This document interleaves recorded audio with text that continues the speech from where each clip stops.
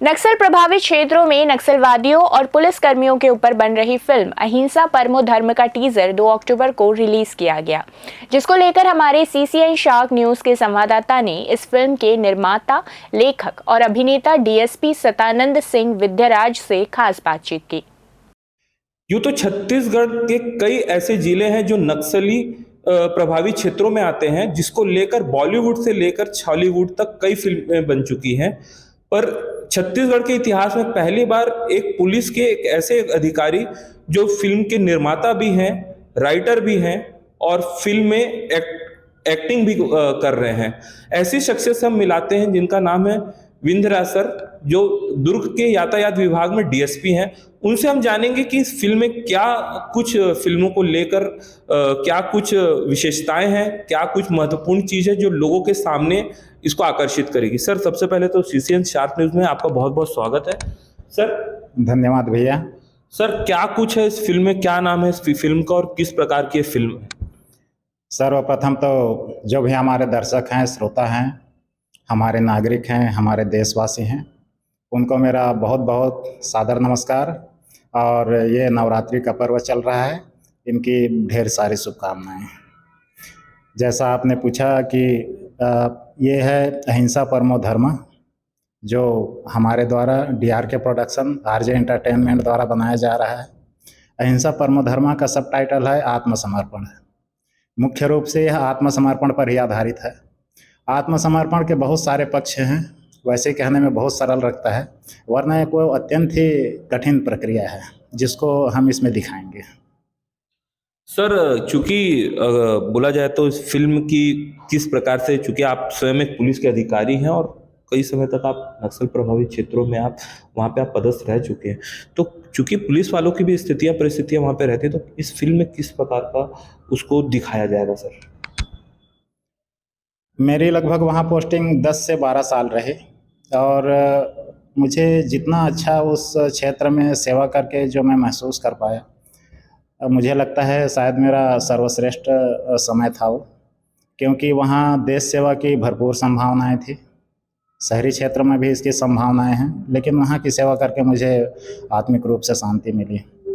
नक्सल समस्या को मैं जितना समझ पाया, बाहर से उसको बोला जाता है कि जल, जंगल और ज़मीन की लड़ाई है, पर मेरा अपना व्यक्तिगत मानना है कि वो जल, वो जंगल, वो ज़मीन सदियों से, वर्षों से वहाँ रही है, हमेशा वहीं रहेगी, और जब तक ये धरती बनी हुई है तब तक वो जल, जंगल, ज़मीन वहीं रहेगी।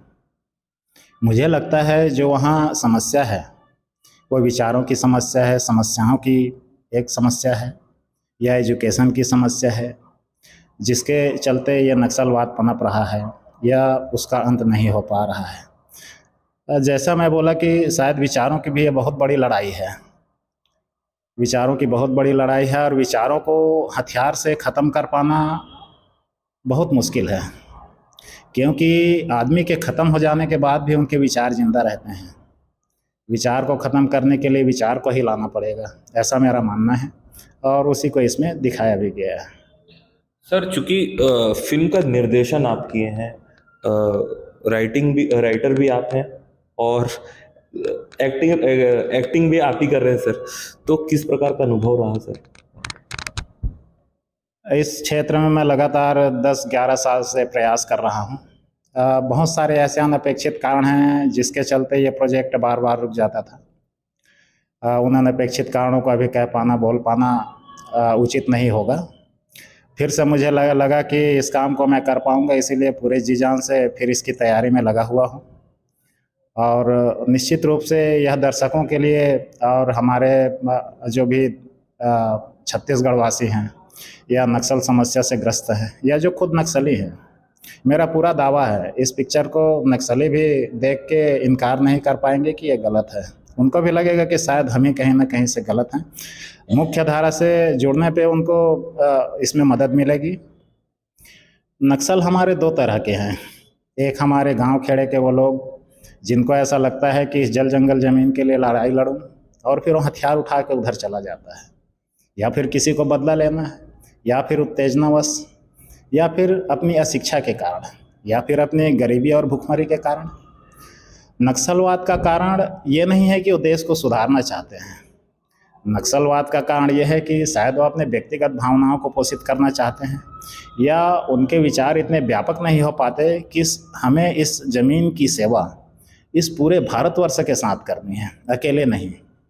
उन्हें अपने इस व्यक्तिवाद को छोड़ना पड़ेगा। उन्हें अपने इस व्यक्तिवाद को छोड़ के हम सब के साथ, हम सब उनके भाई बहन हैं, हम इस देश के वासी हैं, सब आपस का परिवार है। आपस के परिवार पे इतना मार काट मचा होना अत्यंत दुख की बात है। तो सर कहीं ना कहीं यह जो फिल्म अहिंसा परमो धर्म जो आ रही है, तो कहीं ना कहीं ये नक्सलियों और पुलिस के बीच एक मध्यस्थता, एक सेतु का काम करेगी कि जो विचारधारा है नक्सलियों की उसको कहीं ना कहीं छोड़ने में मदद करेगी। क्या लगता है सर आपको? बिल्कुल, सेतु दरअसल टूट जाएगा, जुड़ने वाला नहीं। जो जुड़ा हुआ है वो सेतु टूटेगा।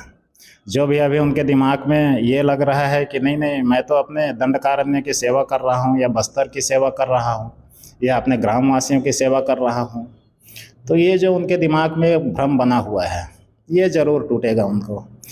दरअसल जो गांव से दिग्भ्रमित होके नक्सली बने हैं, या जिनको लगा कि हम अपने अधिकारों की रक्षा के लिए निकल रहे हैं, उनके पास एक ऐसा आईना है।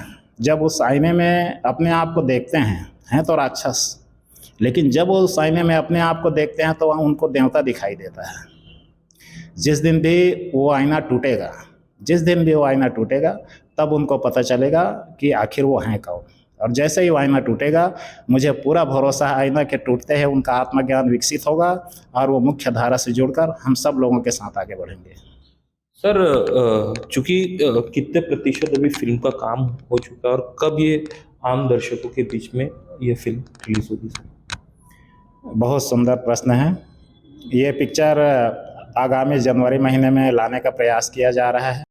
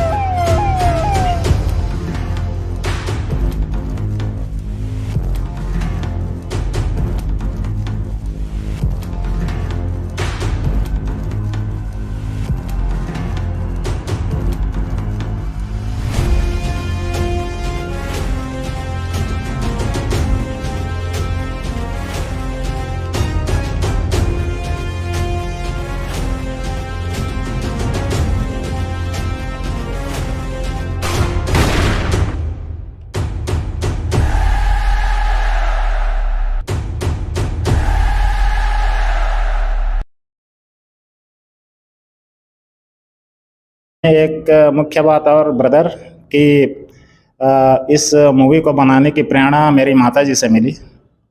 मेरी माताजी का एक शब्द मुझे आज भी याद है। जब नक्सल बेल्ट, नारायणपुर के घनघोर नक्सल बेल्ट से ट्रांसफ़र हुआ मेरा बिलासपुर शहर के लिए, तो मेरी माँ बोली, जब मैं उनको बताया मुझे लगा खुश होंगी। तो माँ का कहना था, जब मैं उनको बताया माँ मेरा ट्रांसफ़र बिलासपुर हो गया, तो उनके मुँह से एक ही लाइन निकला, बेटा तू डर गया क्या। ये शब्द मुझे हमेशा उनका याद रहता है। तो उनका जो था कि बेटा तो डर गया क्या, उनको ऐसा लगा कि शायद किसी से आवेदन देके, निवेदन करके वहाँ से हटने के प्रयास में मेरा लड़का वहाँ से निकल रहा है, जबकि वहाँ सेवा की भरपूर संभावनाएं हैं। तो इस मूवी को बनाने की प्रेरणा और जो एक इच्छा शक्ति है वो मेरी माताजी से प्रेरित है। और ये प्रोडक्शन, बिहार के प्रोडक्शन मेरी माताजी का ही है, जिनका नाम है श्रीमती अमृता विंध्यराज। सर एक आखिरी क्वेश्चन है, फिल्म में गाने को लेकर किस प्रकार का, क्योंकि छॉलीवुड में जो छत्तीसगढ़ी फिल्में जो रहती है सर, उसमें गाने महत्वपूर्ण रहते हैं, ये चीज, तो इसमें किस प्रकार के गाने रहेंगे? थोड़ा सा, हालांकि पूरा भी नहीं अपन खोल सकते, तो कुछ हद तक आप बता ही सकते सर। इसमें देशभक्ति के भी गाने हैं और बस्तर में जो तबाही मची हुई है उसके ऊपर भी है, जो आपके दिल को ज़रूर छू लेगी। बाकी गांव की जो संस्कृति है, आपस के जो उनके खुश मिजाज माहौल है, उस माहौल पे भी गाने हैं जिसमें आपको वहाँ के बस्तर के सुंदर गाने सुनने के लिए मिलेंगे। सर दर्शकों, आप गाते भी हैं, क्या दर्शकों को इस बार भी इस फिल्म में आपकी आवाज़ सुनने को मिलेगी? बिल्कुल मिलेगी, बिल्कुल मिलेगी। तो ये थे हमारे साथ दुर्ग पुलिस में यातायात विभाग में पदस्थ डीएसपी सतानंद सिंह विंध्यरा सर। और जल्दी जिस प्रकार से बताया कि बहुत महत्वपूर्ण फिल्म है अहिंसा परमो धर्म, और ये आने वाले सर का प्रयास है कि जनवरी माह में इसे रिलीज कर दिया जाए। और वक्त ये समय भी जिस प्रकार से नक्सलियों के बीच में जो सेतु का जो काम करने के उद्देश्य से जो आत्मसमर्पण को लेकर ये जो फिल्म बनाई गई है, आने वाले दिनों में, आने वाले 2-3 महीने बचे, 2-3 महीनों के बाद यह फिल्म दर्शकों के बीच में जरूर देखने को मिलेगी। कैमरा पर्सन नितेश कुमार के साथ रवि कुमार सोनकर, दुर्ग।